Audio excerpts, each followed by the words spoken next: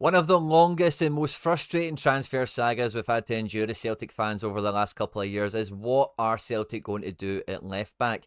Greg Taylor is the heir to the Kieran Tierney throne that hasn't ever really united the Celtic fans, despite him continually defying the odds to lift his game, lift his performance output, and really develop and grow as a Celtic best team first 11 choice player, not just in left back, but an inverted left back as well, where he's been a wildly important figure for Celtic, not just on the pitch, but even in the changing room as well. You do feel he's a really big presence. But now he's in the final months of his contract, and without there being any sort of word or any sort of smoke rings coming out the chimney, as it were, or any sort of inclination that that new contract is going to be coming for him, we're at this point again where we're looking at what are Celtic going to do at left back for the long term going forward. We do have a bunch of solutions, and I say a bunch, inherent in the squad already, which we could look at, as well as, you know, if we are going to go into the transfer market in January, if we let Taylor leave as a free transfer in the summer, what are the moves that Celtic could do to make sure that that left back position actually gets an upgrade between now and, you know, next season? At any point in the video, if you do laugh, you learn, you like something or whatever,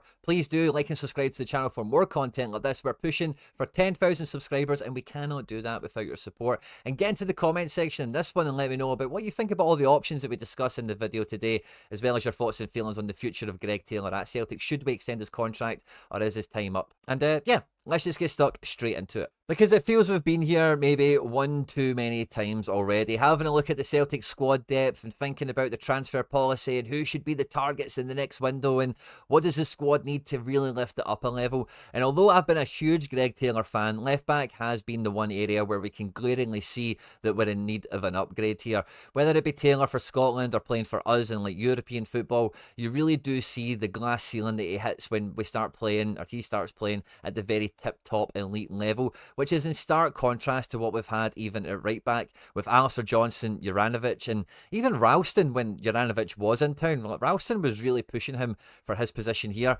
whereas left back it's been all Taylor's for a start. And even at that, when we get into some of the more important matches like we've just mentioned there, he does leave some stuff to be desired. He's not got the complete support of all the Celtic fans that he is the guy to take that position into the biggest and best games. And last year, he was basically the only left back that we had at the squad as well, which just feels like really poor squad management, which is why this position gets a lot of extra focus, because Taylor has been like the only left back for a couple of seasons especially, and with that reliance that we have upon him, I think the Celtic fans everywhere around the world expect the club to do due diligence, to start scouting into the market and to try and make some transfers happen to relieve the reliance on Taylor, try and upgrade that position and try and just make the squad overall better. And it feels like this summer we've maybe made an attempt with that. We're bringing in Alex Valle, who has won a lot of plaudits already. But this is a loan transfer that doesn't actually have a buy option on it, so I'm a wee bit dubious over whether this is a move that we will be able to do. I know the minimum fee release that he has with Barcelona is quite nominal by European transfer standards. It's like 2 or 3 million euros or something. But for us not to have that secured already, it just, you know, raises a little question mark for me, whether it's on the player side or the club side, that this is mainly going to be a bit of a short-term deal. But for what we've seen from Valle already, he's actually a very good doppelganger for what Greg Taylor does in this Celtic team, because Greg Taylor isn't your line-hugging, box-to-box, wide kind of left back, as it were. He's that inverted fullback that comes into the middle of the pitch to help shield with the controller midfielder, which is Callum McGregor, I beg your pardon, but he's also very proficient at overloading then if he's not required to be defensive and popping up in a variety of attacking positions that just throw the opposition into a bit of a headspin. And Valle, in his short time that we've seen here, is doing that same role as well. Yeah, he's maybe not popping up on the right-hand side or through the middle in these kind of striker areas as much as we see Taylor, but he's very comfortable at coming into this kind of upper inverted midfield kind of position, as it were, and he's very capable of popping into the channels. We've seen with the assists that he's made in the Cup and in the league already that he is very happy to get into the box, and he's a very, very good team player, and he's excited me. You know, he's a player that I think does add into the Celtic team, does potentially lift the level as well as he would continue to develop with more minutes under his belt. And that kind of tells us that Celtic are looking for something similar, someone that can just be a dovetail. You know, the two guys can play the same role, the training practices and the pre-match, you know, the opposition stuff can all be the same regardless of who is playing left back, which is absolutely great. But again, that just kind of helps, even as I'm saying it out loud now, it paints into that thing I've got in my head where I'm a bit doubtful that we keep Taylor and I'm a bit doubtful that we keep Valle at this stage. Because more and more, Dyson Maeda under Brendan Rodgers has been pushed into more of an inside forward. Yes, he's the mega press. He loves to be out wide and give a right back a whole nightmare host of problems.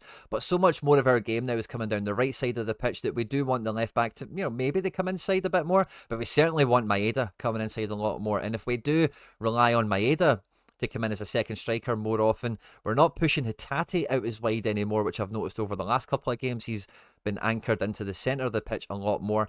Then we will need a bit of width to come down the left-hand side just to give that kind of balance. If it's not on the right, we want to switch the play out, and then do we have someone that can take the ball down the left and get a delivery in from that side of the pitch?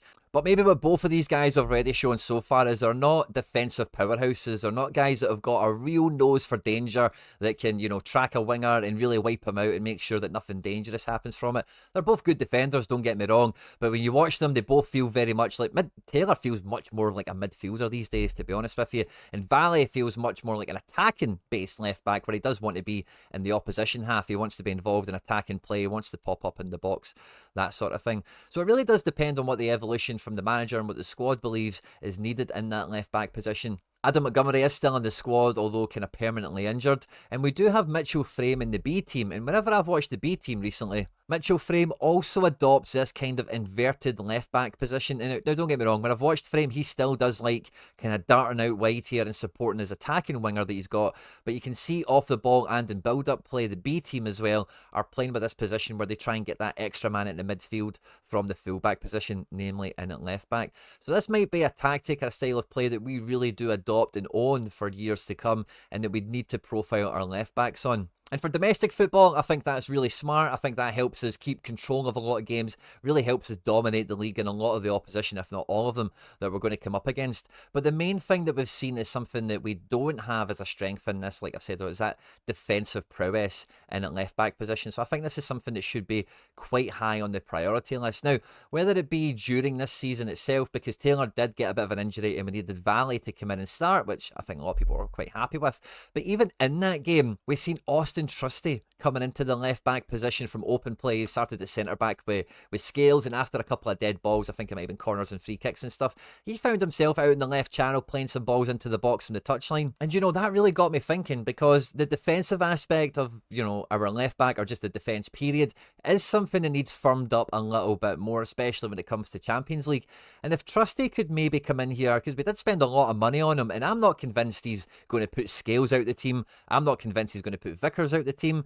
I think he's really good insurance for both of them, but I don't think he's clearly a cut above either one of them. But he is quite good defensively. He's quite a big guy. He's quite solid. And from that little stint that we've seen in the last match against Ross County, he's not a bad left back, certainly at the Scottish level anyway, for getting into these types of areas, beating a man and trying to play a ball in. But I think this becomes a really interesting option for us, maybe even this season, depending on injury and availability of the other guys for playing in Europe, because I know we like to have an inverted fullback position here, but you kind of get something not too dissimilar if you can turn your defence into a three at the back. Alistair Johnson does like to go high, and I think this season especially, we've maybe had a wee bit more of a leash on him, and he really has to pick his moments a lot better. Whereas when he first came, he was very much up and down the line for a full 90 minutes, whereas it feels now that he's maybe a wee bit more controlled in terms of when he actually goes forth, because we allow Engels much more space, we allow Kuhn a lot more space. And if we did bring someone like Trusty in here at left back to maybe off the ball turn this into a back three, then that extra overload thing you could maybe get with Johnson out in the wide area here, and then having this extra defender maybe just gives McGregor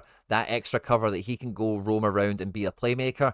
And then when you've got three centre backs, one of them can commit to go out and confronting the ball whenever a counter attack is on the loose, and then the other two can retreat in as a pair and protect the castle, protect the goal, as it were. So I thought that was a really interesting development that we've seen in the Ross County match, that maybe the money we spent, maybe the manager sees Trusty as a future left back, like long-term solution, as it were. And if that was the case, then the dynamic of this team does change and it does evolve ever so slightly, because if we do have like the centre back out at left back, Scales, Vickers, and then like Johnson, this is a very solid, very defensively capable defence. And it just allows all these guys a lot more freedom to go forth and multiply the goals, as it were, because part of the problem we have in recovery or in retreat is like Taylor's the inverted fullback and he ends up in this position here. Alistair Johnston's up high and wide supporting the wide man, and then we've got two defenders, none of them blessed with lightning pace, and we've got a defensive midfielder that doesn't ever really shield them. So when the ball gets turned over, we're asking these guys to return and do absolutely everything for us.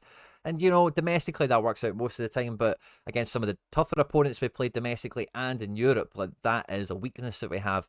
And adding in a third centre-back of sorts into the mix here, Alistair Johnston, by the way, can play this kind of position in, you know, right of a back three, as it were. So maybe that's a little bit of the duality that could come into the team over time. But another player that we actually have already on our books that's pulling up trees everywhere, well, I say everywhere, it's just in Brazil at the moment, is Alexandro Bernabe, who we have on loan at the moment at Internacional in the Brasileiro, the Brazil Serie A. And it must be said, by the way, from where I'm sitting, Bernabe is one of the best, if not the best, left back in Brazilian football at the moment. He is getting forward, he's making goals and assists, but not only that, he is an actually solid defensive left back. One of his standout performances here is a 1-0 loss away to Atletico Go. I'm not too sure what that's too short for, but he's rated an 86 out of 100 without a goal contribution, without an assist or anything like that. In this match, he's won 2 tackles, made an effective clearance, won 13 duels, losing 3, so that's 10 positive duels won, 5 interceptions, as well as still getting a lot of accurate passes into the final third and getting a bunch of balls into the box, a shot on target as well. And even if we look at this 3-1 win at home, away to Sao Paulo, again, he's not had any goal contributions, no clean sheet for the team either. He's ranked in at 56.5 out of 100, completing 4 tackles in this match, 2 effective clearances. Again, he's won 13 duels, losing 4, so that's a net of 9. No interceptions in this one, but again, some accurate passes. They've had the ball maybe a little bit less in his position, which is why he's not got an assist or a goal in this one.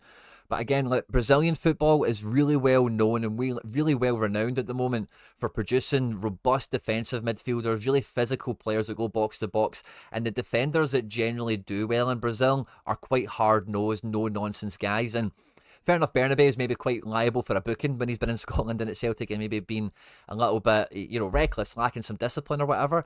But the development that we've seen from him in Brazil, like if we were looking at this guy and saying Celtic are going to buy him in January for 3 or 4 million quid, we would probably be rubbing our hands together. When we brought him in from Argentina, he was like a prospect. He was a guy that was in the Argentinian like Olympic squad and the youth teams and all the rest of it. But at Lanús or whoever we signed him from, he wasn't like he wasn't the first choice left back. He wasn't in the first team on a regular basis. But since going to Internacional, he has nailed in that first team position in at left back. He's getting goals, he's getting assists in a very, very good league. The Brazilian league is way better in terms of competitive strength than the Scottish league. And so many players that do well in that division go to the biggest and best leagues and clubs in European football. And Bernabe's form, I don't know if you want to say it's a coincidence or he's been the catalyst or whatever, but Internacional have really shot up the league. They were in the bottom section of the division, really having a bad time of it. They now sit in 6th on an amazing run of form that really should see them break into the top sections of the Brazilian league and get themselves back into the Sudamericana or the Copa Libertadores or something like that. Now, according to Transfermarkt, if we have a look at this website, the fountain of all contractual knowledge here, his loan option with them does expire at the end of the calendar year, but it does say that they have an option to buy. And depending on how astute we've been in the contract negotiations, hopefully if they are going to buy him because he's doing so well, we get a proper good fee for him and maybe some sell-ons if they're able to trade him into Europe thereafter. We've seen this happen before, of course. If not, he's coming back to Celtic in January, and really the level he's shown in the development he's made over the last 6 months to a year or whatever, he would be a very welcome addition into this left-back transfer saga where he could be the forgotten son that comes back into the team to make that position his own. And I think Bernabe's a guy that overall, like, Celtic fans would be really excited to see him actually fulfill his potential, and if he could do that in the hoops, all the better. But one thing I always think whenever we're talking about left back is going to be the ultimate solution when it rears its head around. A lot of people talk about the return of Kieran Tierney. For me, that ship has sailed. His injury record is so abhorrent. He would have to be on a pay-per-play deal or whatever, which he's probably not going to do. He's got excellent wages at Arsenal, and you've got to think even when his Arsenal contract expires, he'll be able to get himself into Saudi Arabia or America or somewhere like this where he can continue to earn some really good money before he has to hang his boots up. And when you take it away from Tierney and you think about that same sort of thing where you want a guy that's a Celtic guy, you want a guy that's a top-end operator, you want a guy that's a leader, potential captain material that adds in to the changing room similar to Taylor, the only player for me that Celtic can look at as a proper left-back recruit that we could look to bring in, maybe not this summer coming, but maybe the one after, would be Andy Robertson. His contract expires at the end of the summer of 2026, so he's got 18 months to run at the moment.